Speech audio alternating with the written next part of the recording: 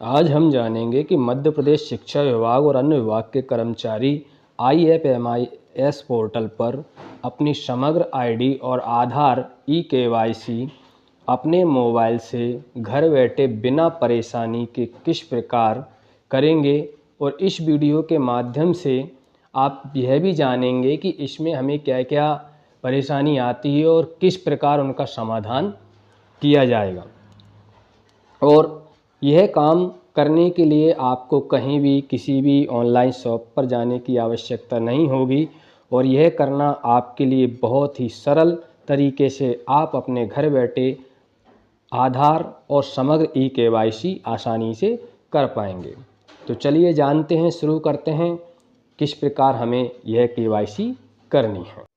eKYC करने के लिए हमारे पास जो भी ब्राउज़र है आपके मोबाइल या टैबलेट में, उसमें आपको सर्च करना है MP ट्रेजरी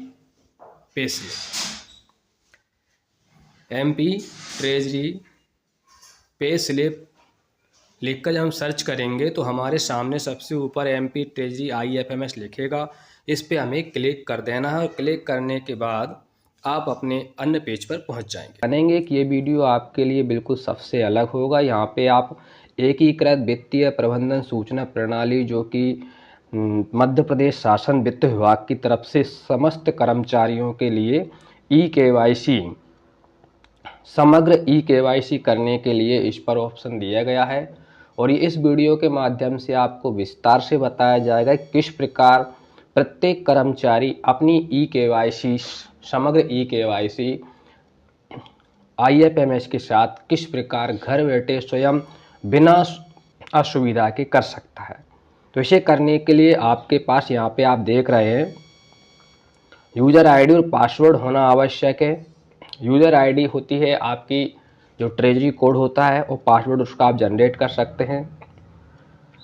यदि आप पासवर्ड भूल गए हैं, नीचे लिखा है फॉरगेट पासवर्ड, और यहाँ पे जो कैप्चा दिया गया जैसा दिया वैसा ही हमें फिल करना है। तो चलिए हम जान लेते हैं कि इसको किस प्रकार करना है, और लॉगिन करने के बाद किस किस ऑप्शंस के माध्यम से कैसे आप अपनी eKYC IFMS पे कर सकते हैं। तो हमें यूज़र आईडी वाले ऑप्शन पर क्लिक करना है, अपनी जो आईडी होती है उसे और पासवर्ड यहाँ फिल कर देना है। जो कैप्चा कोड दिया है उसे भी हमें फिल करना है, और लॉगिन पर क्लिक कर देंगे। लॉगिन पर क्लिक करते हैं तो आप अपने इस पेज पर आ जाते हैं, जिसमें आपका ऊपर नाम वगैरह लिखा होता है, अपना DDO कोड लिखा होता है, और यहाँ पे आप देखेंगे HRMIS होम लिखा होगा। इस ऑप्शन पर हमें क्लिक करना है। क्लिक करने के पश्चात आप जानते हैं कि अगर आपका ये पेज हिंदी में खुल रहा है तो आप यहाँ सेटिंग बटन पे जाएंगे, टूल्स पे जाएंगे, और लैंग्वेज वाले ऑप्शन में जाकर इसको हिंदी या इंग्लिश में परिवर्तित कर सकते हैं। तो अगर क्योंकि यह ऑप्शन हिंदी में खुलेगा तो आप इसको ऑप्शंस विजिबल नहीं होंगे, इसलिए इंग्लिश में करना पड़ेगा। इंग्लिश में करने के बाद आप यहाँ देख रहे हैं सर्विस रिक्वेस्ट है, लोन एंड एडवांस है, ग्रेवियंस है, ई प्रोफाइल है, रेम्बर्समेंट है, रिपोर्ट है, लीव मैनेजमेंट, असेस, ये ढेर सारे ऑप्शन यहाँ मिलते हैं। तो हमें जाना है अपना ई प्रोफाइल वाले ऑप्शन में। तो ई प्रोफाइल वाले ऑप्शन में आप यहाँ देख रहे हैं कई सारे ऑप्शन हमें दिखाई देंगे। इन ऑप्शंस में आप देखेंगे ई प्रोफाइल में change employee profile, change address detail, family detail, nominee detail आप देख सकते हैं, और अपडेट करने के लिए रिक्वेस्ट भी कर सकते हैं।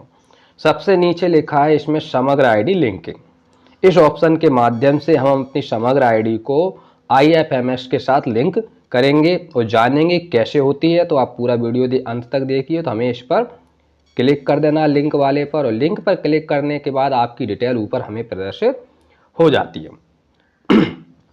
ऊपर employee detail as per IFMS लिखा हुआ है, यहाँ देख लीजिए employee detail as per IFMS, यानी IFMS पे एम्प्लॉय की क्या डिटेल है वो यहाँ दिख रहा है। मोबाइल क्या डाला हुआ है, उसका डेट ऑफ बर्थ क्या और आधार नंबर क्या है। अब दूसरा ऑप्शन आप देखेंगे यहाँ पे एम्प्लॉय डिटेल एज पर समग्र, कि समग्र पर एम्प्लॉय की क्या डिटेल है, उसे हमें वेरीफाई करने के लिए यहाँ पर हमें क्या करना पड़ेगा, अपनी समग्र आईडी को इसमें प्रविष्ट कराना होगा।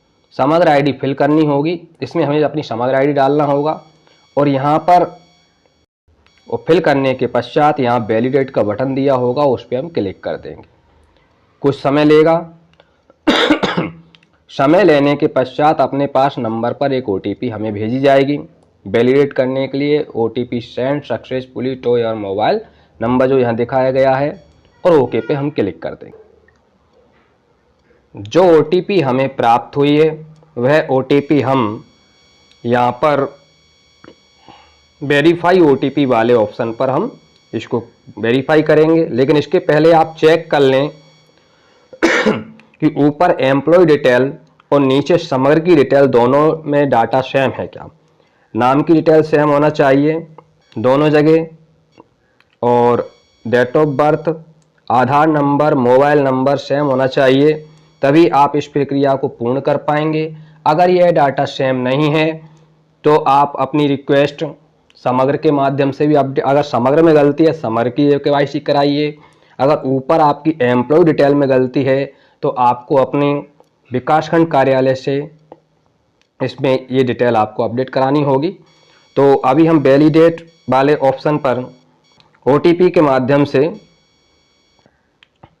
इसको वैलिडेट करेंगे जो कि हमारे नंबर पे भेजी गई है, और उस OTP को यहाँ फिल करने के पश्चात वेरीफाई OTP क्लिक करेंगे और OTP हम फिल कर देंगे जो आप यहाँ देख रहे हैं 4935 जो OTP हमें प्राप्त हुई और हमने पहले, और वेरीफाई सक्सेसफुली हो गया है। और इसके बाद हम ओके पर क्लिक कर देंगे। अब दोबारा से हम जब आप इसमें अपनी समग्र आईडी को प्रविष्ट करते हैं, हम जब समग्र आईडी प्रविष्ट करके चेक करेंगे तो आपके सामने समग्र आईडी ऑलरेडी वेरीफाई वाला ऑप्शन हो दिखेगा। और इस प्रकार से आप प्रत्येक कर्मचारी अपनी समग्र आईडी को IFMS के साथ लिंक करके इस KYC को पूर्ण कर सकते हैं। अगर यहाँ पर दी गई जानकारी आपको पसंद आई है तो वीडियो को लाइक करें, चैनल को सब्सक्राइब करें और यह वीडियो अन्य लोगों को शेयर करें जिससे सरल सटीक जानकारी सभी लोगों तक पहुँच सके। और भी वीडियोज़ देखने के लिए हमारे चैनल को सब्सक्राइब करें। धन्यवाद।